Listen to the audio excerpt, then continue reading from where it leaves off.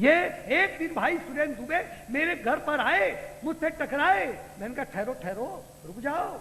मैंने कहा भाई सुरेंद्र, एक दिन मैंने भाई सुरेंद्र दुबे को अपने घर पर निमंत्रित किया, भोजन के लिए निमंत्रित किया। ये मेरे घर पर आए, मुझसे टकराए, बोले सुरजीत जी जूते उतरवाओगे क्या? मैंने कहा सुरेंद्र जी उतारोगे नहीं तो खाओगे क्या, उतारोगे नहीं तो खाओगे क्या? डॉक्टर सुरेंद्र दुबे। ये जो सामने में सो रहे हैं, उनको जगा दो। उनको देखकर मेरे को लगता है कि जब कवि सम्मेलन नहीं होता तो ये कहाँ सोते हैं। कुछ दिनों पहले देश में एक घटना हुई। पूरे हिंदुस्तान में गणेश जी ने दूध पिया। आपके खरगोन में भी पिया होगा, क्योंकि कैलिफोर्निया में भी पिया था। और उस दौर में लोगों ने गणेश जी को गाय का दूध पिलाया, भैंस का दूध पिलाया, और तो और अमूल स्प्रे और पराग का भी दूध पिला दिया। बस यहां से रचना उठाने की कोशिश की। मंच का आशीर्वाद चाहूंगा कि मेरा नाम गणेश, पिताजी का नाम शंकर, माँ का नाम पार्वती, मैंने देश विदेश में दूध पिया। मेरा नाम गणेश, पिताजी का नाम शंकर, माँ का नाम पार्वती, मैंने देश विदेश में दूध पिया। बोलो कौन सा गुनाह किया? गिलास में पीने में मैंने शर्म महसूस की, चम्मचों ने चम्मच से पिलाई, मैंने पी। चम्मच। गिलास में पीने में मैंने शर्म महसूस की, चम्मचों ने चम्मच से पिलाई, मैंने पी। तुमने चाय पी, बीड़ी पी, सिगरेट पी, और तो और दारू पिया, मैंने कभी विरोध किया? और जब भी विरोध किया तुमने बेसन का लड्डू मेरे हाथ में रख दिया। और जब भी विरोध किया तुमने बेसन का लड्डू मेरे हाथ में रख दिया। तुम खाओ गुलाब जामुन, कलाकंद, काजू की कतली, और मेरे लिए बेसन का लड्डू। वाह बेटा निखड्डू, तुम क्या समझते हो दिमाग नहीं है मेरे पास? अरे दिमाग का ही देवता हूं, गॉड ऑफ माइंड, अंडरलाइन, ऐसी अंग्रेजी बोलता हूं, पढ़ा लिखा डोलता हूं। तो क्या हिंदी बोलने वाले पढ़े लिखे नहीं होते? अरे यही तो इस देश का दुर्भाग्य है कि गणेश जी के दूध पीने की खबर अमेरिका से इस देश में आई। क्या बात है, वाह वाह वाह। गणेश जी के दूध पीने की खबर अमेरिका से इस देश में आई कि हिंदुस्तान के गणेश जी अमेरिका में पी रहे हैं दूध। तब हिंदुस्तानियों ने पिलाया। Late information, India is my nation.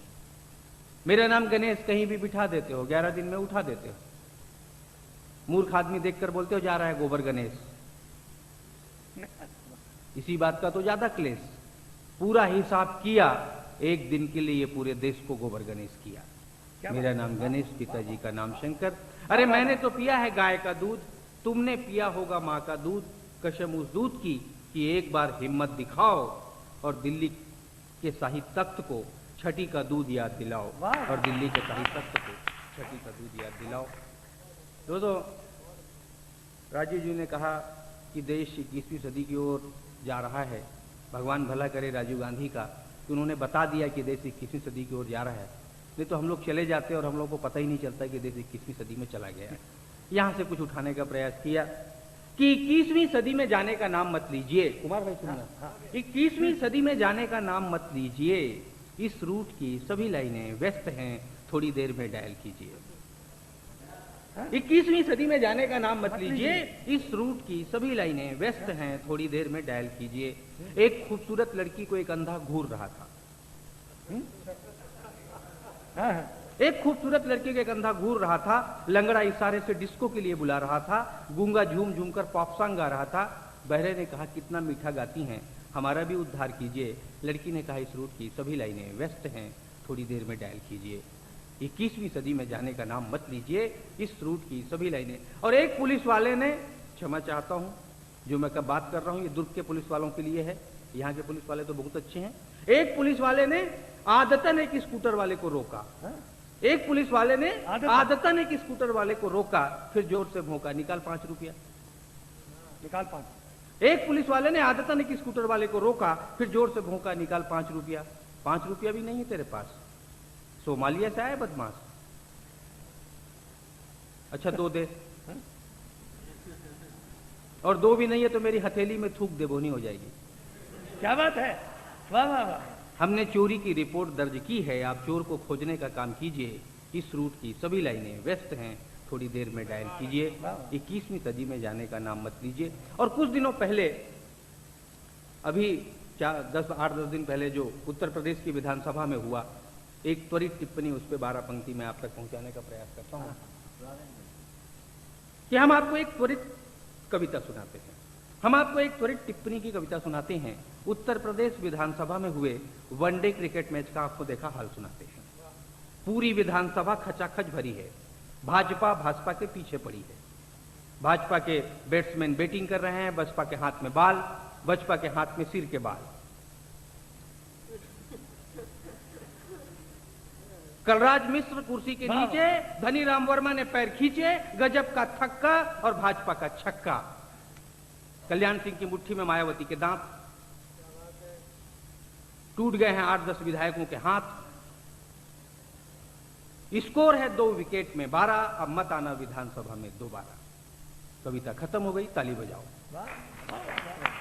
दोस्तों, कुछ दिनों पहले एक अंतिम 12 पंक्तियां मैं रखना चाहता हूं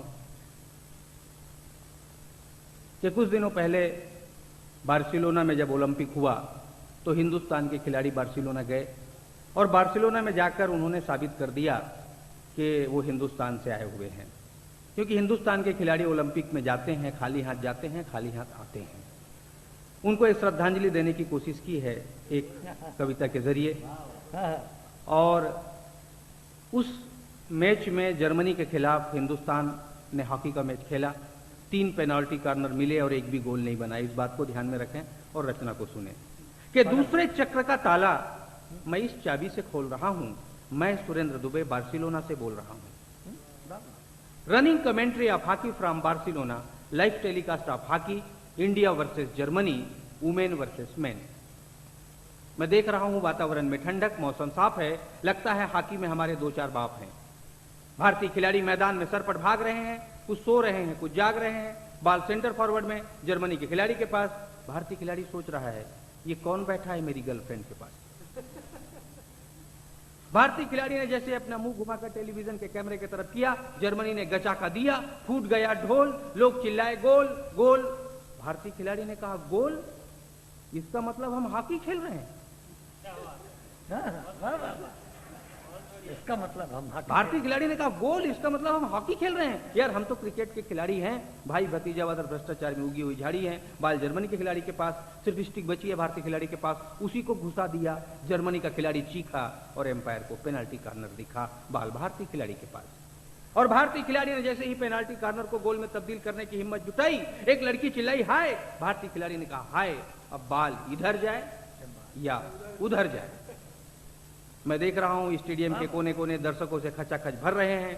हॉकी के छोर से भारतीय खिलाड़ी मार्केट में शॉपिंग कर रहे हैं। बाल इन राइट हाफ जर्मनी के खिलाड़ी के पास। भारतीय खिलाड़ी ने चिल्लाकर कहा, पत्नी भी आई है साथ, इज्जत का सवाल है बाप, एक गोल बनाने दे। सभी ने मिलकर भगवान को मनाया और भगवान ने फिर एक पेनाल्टी कॉर्नर दिलवाया, बाल भारतीय खिलाड़ी के पास। और भारतीय खिलाड़ी ने जैसे ही पेनाल्टी कॉर्नर को गोल में तब्दील करने की हिम्मत जुटाई, एक लड़की चिल्लाई हेलो। भारतीय खिलाड़ी ने कहा चलो।